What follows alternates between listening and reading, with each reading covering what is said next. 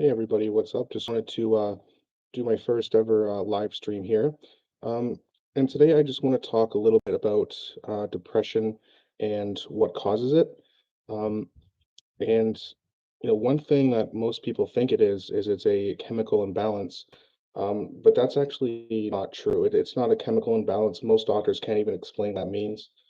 Um, the number one cause of all mental health, including depression, of course, is actually inflammation of the brain.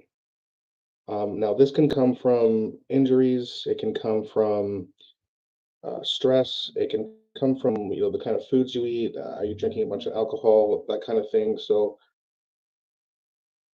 getting sleep, drinking enough water, all those things can really can contribute to the inflammation of your brain. Um, and a lot of the way that doctors will handle depression is they don't actually handle it.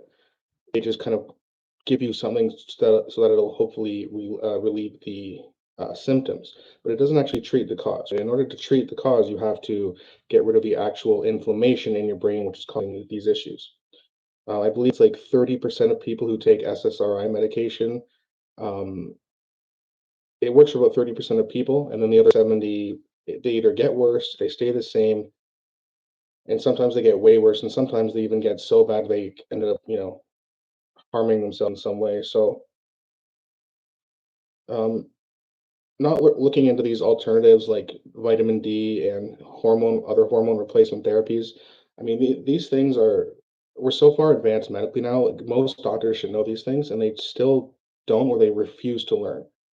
Um, Now, in my opinion, this is really all about money because I know people who make testosterone are also going to make money as well.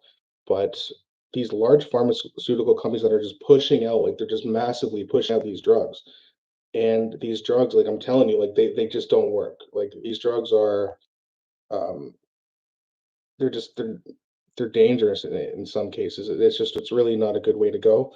And then a lot of therapists, like you'll go to a therapist and they'll say, I think what's causing this is a chemical imbalance, and they can't explain it. And then they just say things to you like, well, you just have a disease. Nothing we can do. We'll give you this though. You can relieve the symptoms. We're not actually going to treat the cause. So people think, well, okay, I guess I'll just take this crap.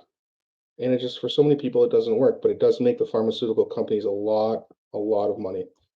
Um, and telling people that they're stuck with this disease, and I do think like Andrew Tate talks a lot about this, where he says that, how can I believe in depression, or how can I have depression if I don't believe it? And he's got a good point there. Like he's not gonna. Most people who don't believe it, who have strong minds, aren't going to get depression. If you have a goal, you're not going to get depression. And again, these things relieve stress, right? So if you're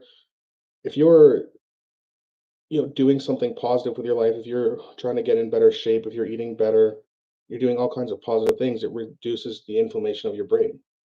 If you have this much inflammation in your brain, start working out, stop drinking so much, eat better, and all of a sudden it goes down and down, and that starts to actually relieve the symptoms and treat the cause.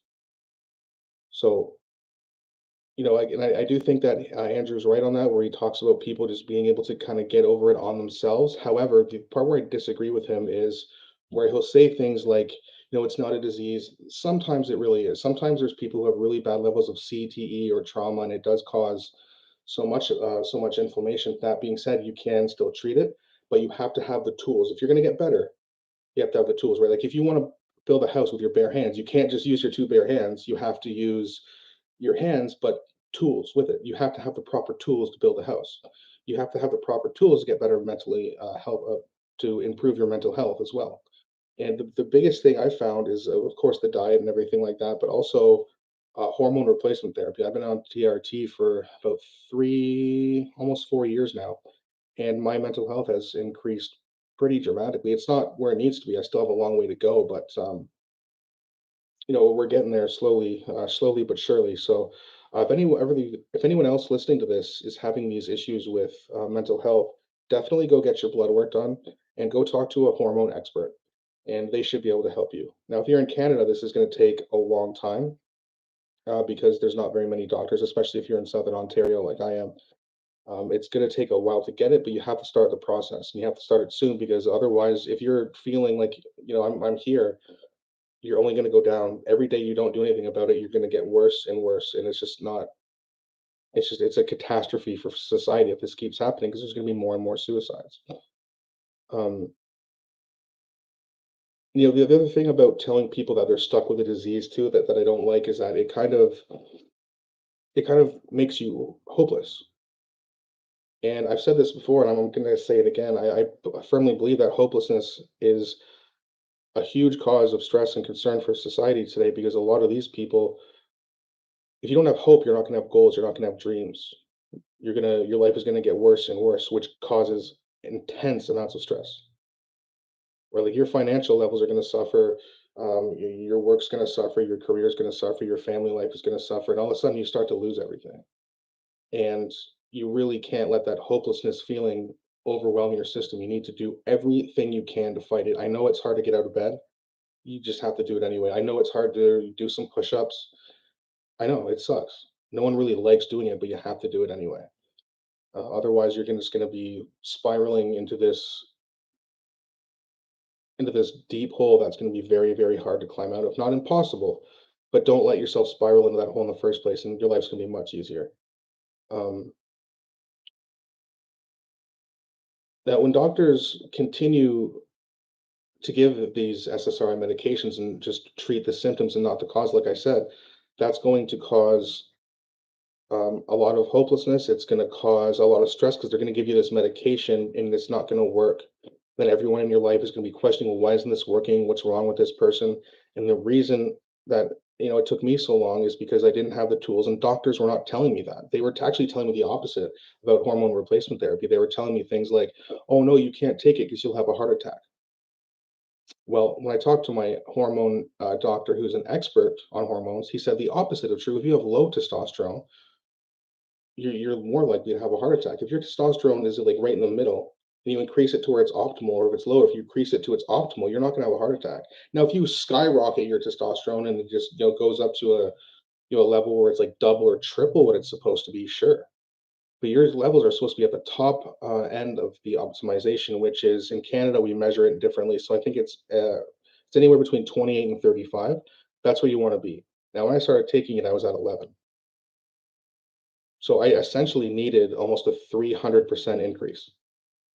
And my doctors and I went to a urologist for some reason as well. I was referred to a urologist by my family doctor, and they were just saying the same thing: heart attack, heart attack, heart attack, or you're not going to be able to have kids and all that. It's like, well, I'm not going to have kids if I'm living a shitty life either, right? So give me the testosterone. They just would not do it. They would only want to give me SSRI medication, which is just it's ridiculous. And and like my doctor said, if your testosterone's low, right, if you're under 8, which is like with the lowest end of their range, which is a stupid range, and get into that a different time. But their range is somewhere in Canada it's between 8 and 28. 28 is the bottom end of optimal. They don't want you over 28, which is ridiculous. They don't even actually want you close to 28. And if you're not under 8, they won't give you anything. Right. So even if you go to the doctor and you come in and your testosterone level is at, say, 6, they're going to say, okay, yeah, we'll give you a cream, or maybe just work on your diet, try to exercise a little bit more to boost your testosterone. And technically that will boost your testosterone, but it's not going to take you anywhere where you need to go. Okay, if you have a testosterone level of 6, it's going to take you like a year of hard work just to get to like 10, and then you're still low. Like it's still like you need, if you want to go from 6 to 30, you need help with that. Like, especially when you're, a little bit older. If you're not in your 20s, and even if you are in your 20s and it's that low, you're gonna need some help because you're not gonna be able to increase your testosterone by that much. Although it will technically improve, it's not going to improve enough. And I hate when they say, "Well, this will boost your testosterone because it improves your testosterone." It's like, yeah, but not enough. Going from 6 to 8 is not enough. You need to go from 6 to 30 or around there, right? So it's not enough. They don't do anything to help, and this is a huge gain for pharmaceutical companies. And the doctors seem to be blinded by it, even though there's lots of knowledge out there and there's lots of studies, especially that have been done in the United States, talking about hormone replacement therapy and how important it is for men. They won't do it. And again, to bring up Andrew Tate, he thinks all this kind of shit is done on purpose, and I agree with him.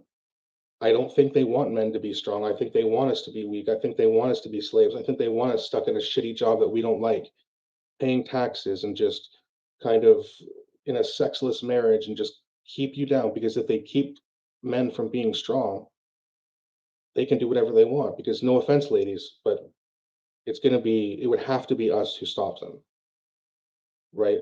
Women are strong, men are strong, but in different ways. They're trying to take away our strength. And the way they're trying to empower women is actually hurting women as well, right? And all of these things relate to depression because this all brings society down. And a lot of people think that, well, the empire's collapsing. Yeah, they might be right. And the best way to do it is to quote unquote kill the fighting age males. Now they're not necessarily murdering us, but giving us medications that don't help, and not only don't help, but actually lower our quality of life is slowly going to kill you. It's just in a different way. They're not coming in with swords and cutting everyone's heads off or anything like that. They're just giving you medication. It's going to make you weak. It's going to make you sick, and it's going to keep you sick. Unless you do your own research, that's the only way to get better. And that's why I wanted to make this video today, guys, just to kind of talk a little bit about that because I know it's extremely important. And with today, with all what's going on in society and how sad things are getting with all the homelessness and the poverty and the violence increase here in Canada. I mean, it's just gross, and I want to see it stop. So hopefully this message gets out to a bunch of you guys, and you guys take it to heart. And if you are struggling, come on the journey with me. I'm not all the way better yet. I still have work to go, and it's way easier to do this as a team rather than just do it individually because it's very difficult. You need a team of strong-minded, like-minded people. So if you guys like this video, please comment, like, subscribe. Let me know what you think. What are your experiences with mental health? What are you doing for it? Um, have you given up? Hopefully not. And if you have, please don't give up. If you have, you can start again. You're still here, right? And as long as what do they say? Every day above ground is a good day. Well, think about it that way. You're here. You can do it. So let's get to work on this, guys. And again, let me know what you think in the comment section. Thank you very much for watching the video, and I'll talk to you guys later.